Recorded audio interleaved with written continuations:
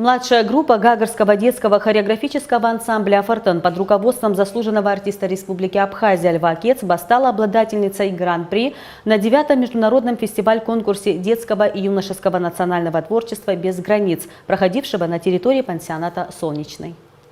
Всем полюбившийся международный фестиваль-конкурс детского и юношеского национального творчества «Без границ» в этом сезоне проходит на территории Абхазии. Его участники, а это коллективы из различных регионов России, в том числе и отдаленных уголков, еще имеют прекрасную возможность отдохнуть в доме отдыха «Солнечный», расположенный на территории села Багрипш Гагарского района.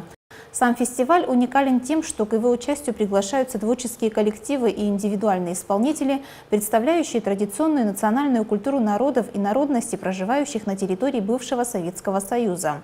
Фестиваль проходит по различным номинациям. Так, в номинации «Народный танец» младшая группа Гагарского хореографического ансамбля «Афортен» под руководством заслуженного артиста Республики Абхазия Льва Кецба стала обладательницей гран-при.